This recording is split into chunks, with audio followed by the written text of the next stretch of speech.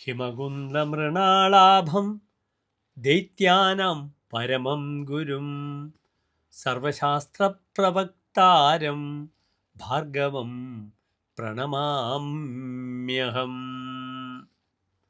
ഞാൻ അസുരാചാര്യനായ ഭാർഗവനെ, ശുക്രനെ, ഭൃഗോഹോ അപത്യം പുമാൻ ഭാർഗവ, ഭൃഗുപുത്രനായ ഭാർഗവനെ, ശുക്രനെ ഞാൻ നമസ്കരിക്കുന്നു.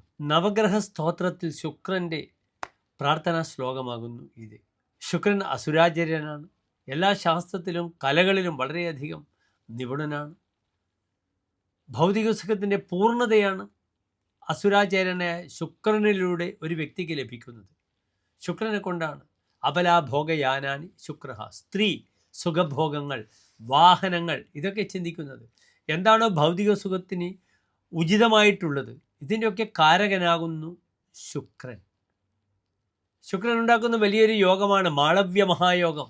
ശുക്രൻ കേന്ദ്രസ്ഥനായി, കേന്ദ്രമെന്നാൽ ലഗ്നം, 1-ാം ഭാവം, 4, 7, 10 ഈ ഭാവങ്ങളിലായി സ്വന്തം ക്ഷേത്രത്തിലോ ഉച്ചക്ഷേത്രത്തിലോ നിൽക്കുകയാണെങ്കിൽ അതിനാണ് മാളവ്യ മഹായോഗം എന്ന് പറയുക.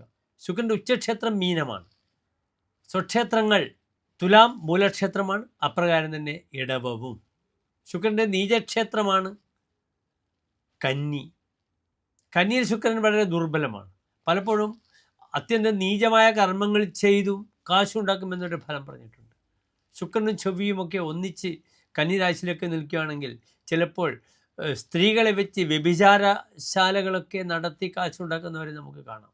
അതേ ശുക്രൻ ഉച്ചസ്ഥനാണെങ്കിൽ വളരെ മാന്യമായ രീതിയിൽ നമ്മുടെ സൂര്യ കൃഷ്ണമൂർത്തി സാറെ പോലുള്ള ആളുകൾ സൂര്യ കലോത്സവം, വലിയ വലിയ ഡാൻസേഴ്സൊക്കെ വെച്ച് വലിയ രീതിയിൽ, അത് മറ്റൊരു തലത്തിലാണ്. അവിടെ ശുക്രൻ ആ തൗര്യത്രികത്തിൻ്റെ ധർമ്മം നിർവഹിക്കും. ആദ്യം പറഞ്ഞ സ്ഥലത്തോ ശുക്രൻ യഥാർത്ഥത്തിൽ വ്യാപാരമാണ്. സ്ത്രീകളെ വ്യഭിചരിച്ച് വിറ്റ് കാശുണ്ടാക്കുന്ന ധർമ്മം ശുക്രൻ ചെയ്യും. ഏതായാലും എൻ്റെ പ്രിയപ്പെട്ട പ്രേക്ഷകർക്ക് ശുക്രൻ്റെ രാശിചാരത്തെക്കുറിച്ചാണ് നാം ഇവിടെ ചർച്ച ചെയ്യുന്നത്. ശുക്രൻ മകരൻ രാശിയിലേക്ക് പ്രവേശിച്ചിരിക്കുന്നു. 2026 ജനുവരി 12-ാം തീയതി, അതായത് 1201 ധനുമാസം 28-ാം തീയതി മുതൽ കേവലം 24 ദിനങ്ങൾ മാത്രമാണ് ശുക്രൻ മകരരാശിയിൽ നിൽക്കുന്നത്. അതിൽ കുറേ ദിവസം ശുക്രൻ്റെ മൗഢ്യവുമുണ്ട്. കാരണം ശുക്രൻ സൂര്യനോടുകൂടി ഒന്നിച്ച് നിൽക്കുമ്പോൾ ആ മൗഢ്യത്തിന് പ്രസക്തിയില്ല. ഇവിടെ ശുക്രൻ സൂര്യനിൽ നിന്ന് മാറി അങ്ങോട്ട് നിൽക്കുകയാണ്. പക്ഷേ സൂര്യനും മകരൻ രാശിയിലേക്ക് പ്രവേശിക്കുകയാണ് 14-ാം തീയതി മുതൽ. 14-ാം തീയതി മുതൽ ഒരേ രാശിയിൽ വരും. അപ്പോൾ ആ മൗഢ്യത്തിൻ്റെ പ്രസക്തി കുറയും. അതിനാൽ 14-ാം തീയതി ഉച്ചയ്ക്ക് 2:15 മുതലുള്ള സമയം സൂര്യൻ മകരത്തിലേക്ക് സംക്രമിക്കുകയാണ്, ഉത്തരായനം ആരംഭിക്കുകയാണ്. അപ്പോൾ ഈ 2 ദിവസത്തെ ബുദ്ധിമുട്ട് മാത്രമേ ഉണ്ടാവുകയുള്ളൂ. 2 രാശിയിൽ നിൽക്കുന്ന മൗഢ്യമുള്ള ഗ്രഹം ദുർബലത പ്രകടിപ്പിക്കും. മൗഢ്യംഗതാസ്തേ വിബലാഹ, മൗഢ്യമുള്ള ഗ്രഹത്തിന് ഫലം വളരെ കുറയും.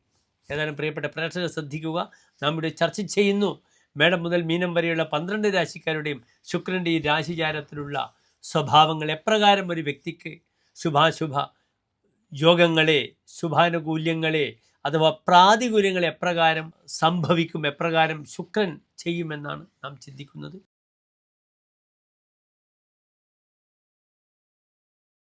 ഉത്രാട നക്ഷത്രത്തിൻ്റെ അവസാനത്തെ 45 നാഴിക, തിരുവോണം അവിട്ട നക്ഷത്രത്തിൻ്റെ ആദ്യത്തെ 30 നാഴിക വരുന്ന 2.25 നക്ഷത്ര സമൂഹം. ഇവിടെ മകരൻ രാശിക്കാർക്ക് ശുക്രൻ 2 ഭാവങ്ങളുടെ അധിപനാണ്. ഒന്ന് അവരുടെ 5-ാം ഭാവം, അവരുടെ ബുദ്ധി, അവരുടെ സന്താനം, അവരുടെ വിവേകശക്തി, അവരുടെ പ്രയേഴ്സ്, പ്രാർത്ഥനകൾ, അപ്രകാരം അവരുടെ തൊഴിലുമായി ബന്ധപ്പെടുന്ന മേഖലകൾ, ഇതൊക്കെ ചിന്തിക്കേണ്ടത് ഏത് ഭാവം കൊണ്ടാണ്? ലഗ്നത്തിൽ നിൽക്കുന്ന ഈ ശുക്രനെ കൊണ്ടാണ്.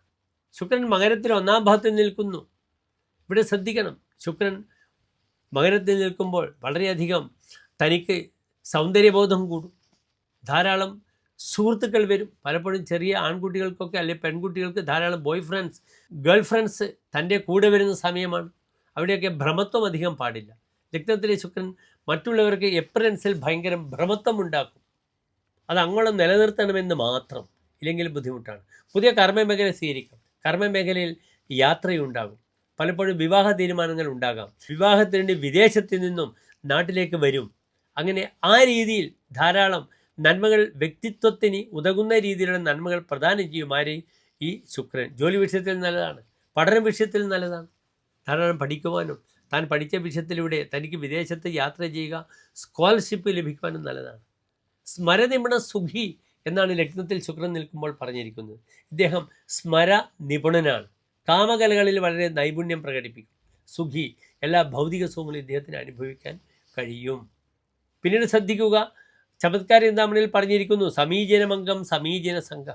നല്ല മനോഹരമായ ശരീരമുണ്ടാവുക, സമീചീനമായ കൂട്ടുകെട്ടുകൾ ഉണ്ടാവുക, സമീചീന ബഹു അങ്കനാഭോഗയുക്ത, മനോഹരികളായ സുന്ദരികളെ തനിക്ക് ലഭിക്കും.